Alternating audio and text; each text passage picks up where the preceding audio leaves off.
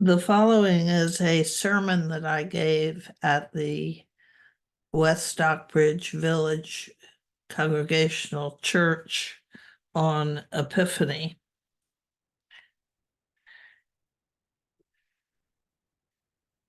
Good morning, and welcome to the season of Epiphany. Welcome to the day the wise men came and saw the baby Jesus, this God-made man. And welcome to this time when the wise men started home from Bethlehem to bring the good news to all so that all may know of this miraculous birth. But let me back up a little bit. As we heard in this morning's reading, when the three wise men were on their way to Bethlehem,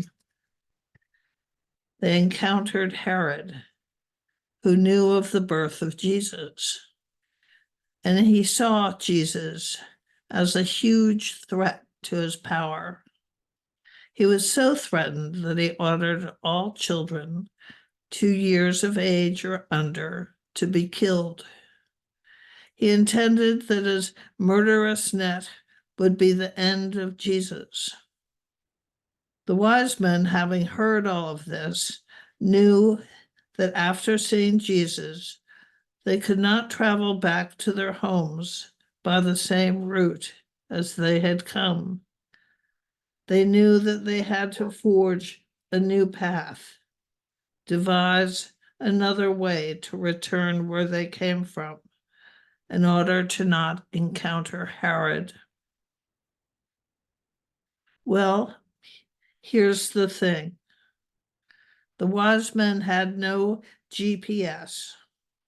Maybe they had the roughest of maps or some idea of their direction by way of the stars in the night sky. Their language wasn't the language of the various hills people. Heaven knows how they got food for themselves or for their camels. Heaven knows how or if they found shelter at night, or if they'd be prey of thieves or those who were hunting down children on Herod's behalf. These three wise men had experienced the divine.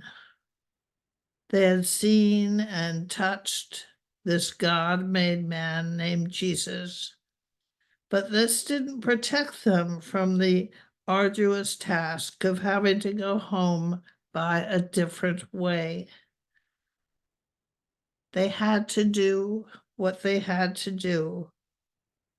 They had to figure it out, strike out into the dark and the unknown.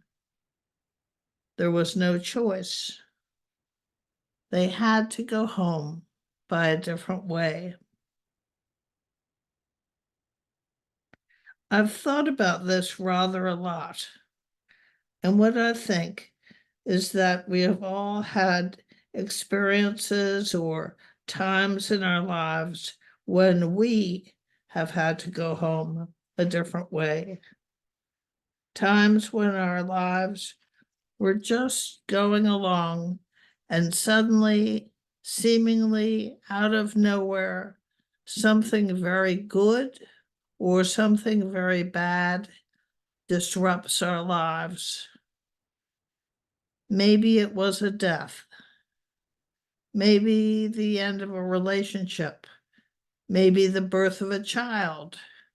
Maybe getting fired or an unexpected opportunity dropped into your lap. Maybe a serious illness. The list goes on, but what they all have in common is that whatever it was, it totally changes your life. And because of this life event, you are not the same person as you were before. In this moment, we are like the wise men. We can't retrace our steps back to how things used to be. Instead, we have to go home by another way. We have to find ourselves in a different way. Just like the wise men, we have to travel uncharted territory, feeling vulnerable and maybe afraid. Let's say that someone you are very close to passes away. Then you're finding your way would be the experiencing of grief or loss and love and all of the other emotions in order to get back to yourself. All unfamiliar territory. Or let's say when you had your first child, that unimaginable joy, hope, longing, fear, exuberance fills your every breath and makes it so you have to find your way home, back to yourself, another way, because everything has changed. You are not the same. Life is not the same. There are many instances that punctuate our lives that make us have to change direction. But here's the thing. We, like the wise men, have seen the baby Jesus. We have seen the love of God evidenced in our lives and in our world. And because we know that love, we know that we will be guided when we have to find another way home.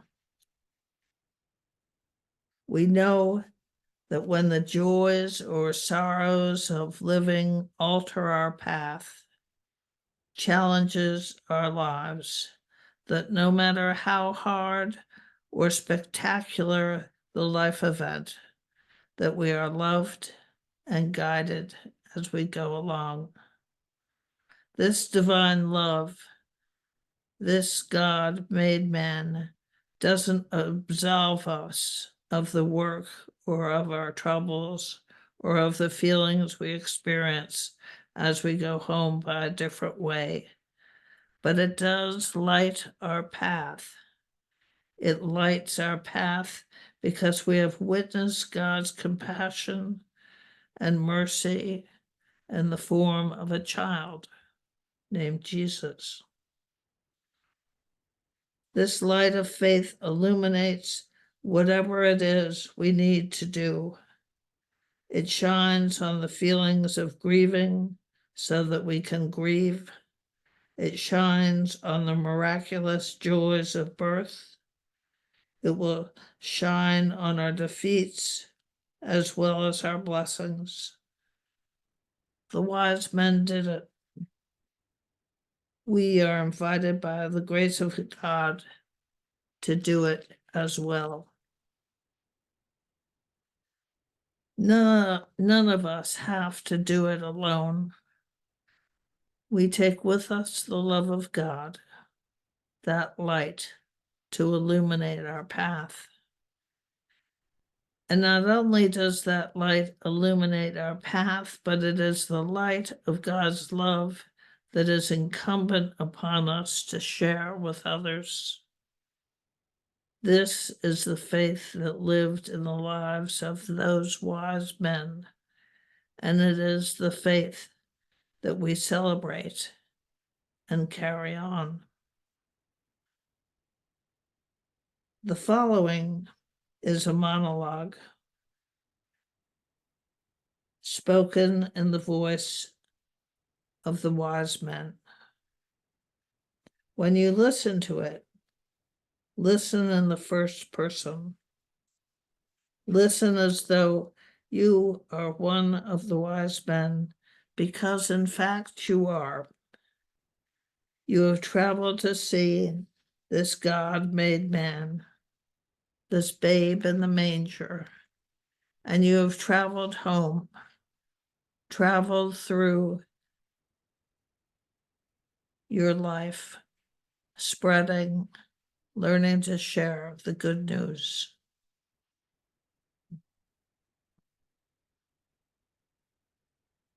This trip, this venture, this journey has been so long and hard that every one of my bones aches. My feet have grown callous with the miles they have brought me and the miles that they must take me still. Some think that we, the two other wise men and myself, have traveled from the Orient. Others think we have come from Arabia, others Jerusalem. Does it really matter? My home is so far from where I now stand that I can hardly dredge it up in my memory. I am tired and weary. In my complaining, I imagined myself to be like a filthy camel carrying my life on my back. Like him, I tote my water, my wealth, and a gift. The water sustains me, my wealth is more a burden than of any use. And the gift, the gift, it is for the child, that child who is to be called King of the Jews. It is for this child that I can take another step and another step after that. But how many more? I don't know. But I do know something. And that something is that when we passed into the town where Herod the Great resides in his summer palace, we stopped and asked him, "Where is this Jesus, he who was born King of the Jews?" The color rose in Herod's face, and his hands turned into white fists at his sides. I could tell that he was troubled at the thought that his strength and power might be turned to dust by this King of the Jews. He said to us, "Go to Bethlehem, search for the child, and when you have found him, come back to me and tell me where he is so that I too may worship him." Howard thought we were nothing but stupid foreigners. He thought that by our odd dress and weary faces that we were dim-minded.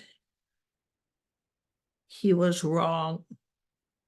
We kept our breath and left him. We knew full well that all that he truly wanted was to find this child, not to worship him, but to kill him. Power and greed are close bedfellows, and they ran through Herod's veins so thick that there was hardly room for lifeblood.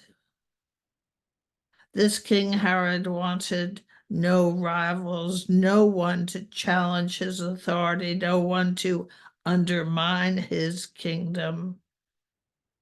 I knew his ways. We left him and his burning white knuckles. We traveled on knowing that we could never return his way. Strangers were we in a strange land. No doors open to us. No food was ever offered.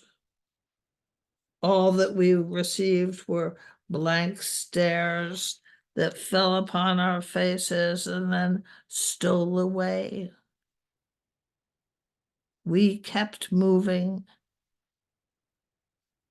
like a cloud across a night sky. But then I saw it. It wasn't a brilliant star piercing the dark. No, it was a luminous vapor that kept turning into itself. A ball of light the size of 20 moons combined. It was gray and silver and white. It held the form of spun glass. The stars around it seemed to be feeding it light.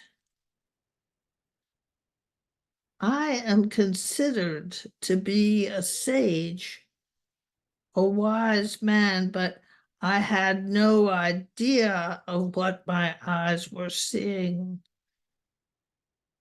I turned to the others and I said, "It is he.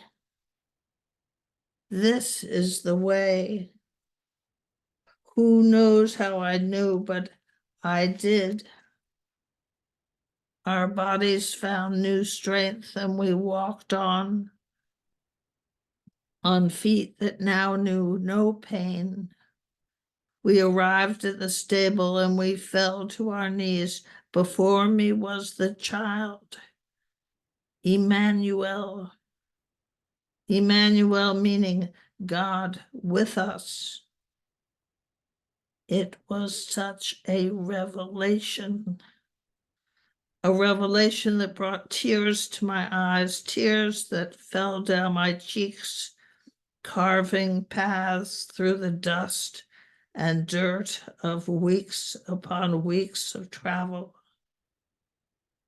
My heart nearly burst with the revelation that this God with us was indeed with us and will be with us in the light of our lives and in the darkness of our days, that this Emmanuel will be our source for inspiration and strength.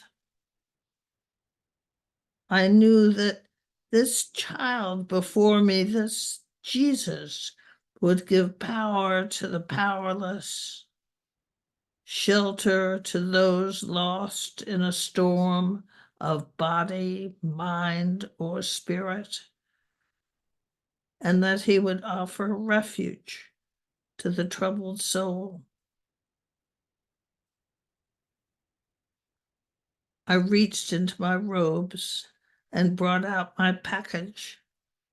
It was wrapped in silks and tied tight. I was slow to unwrap it. What once seemed so fine a gift now seemed to be like dust in my hands. I offered it, but what I was truly offering was myself. I reached my hand over Jesus's head. The same light that was turning in the heavens was lingering over him in a soft glow. This I knew was the light I must follow. Not just today, but every day. This light, the light that is the God with us, the light that is no stranger to darkness, but is never overcome by it. This is the home of our spirit.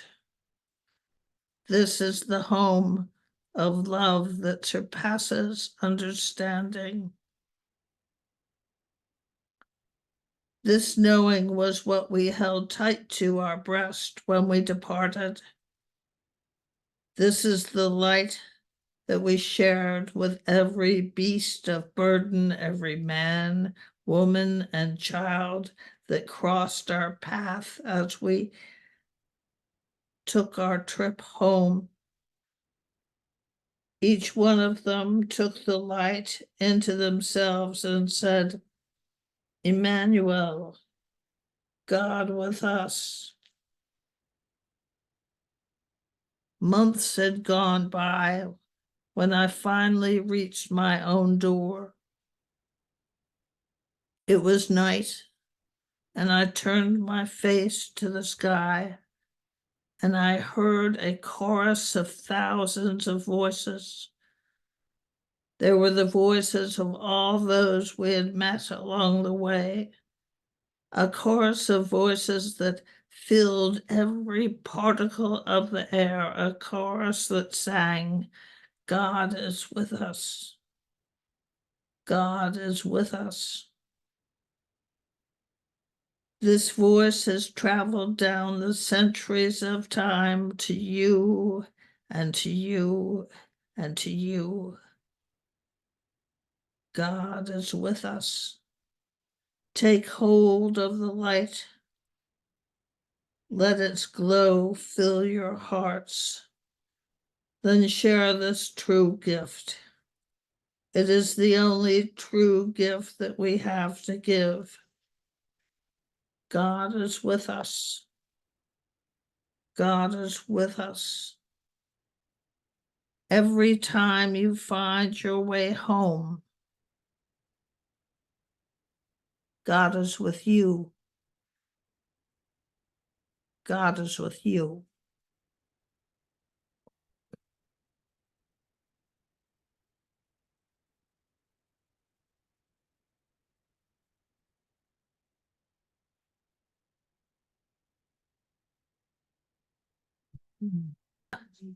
The Holy Child in Divino Nino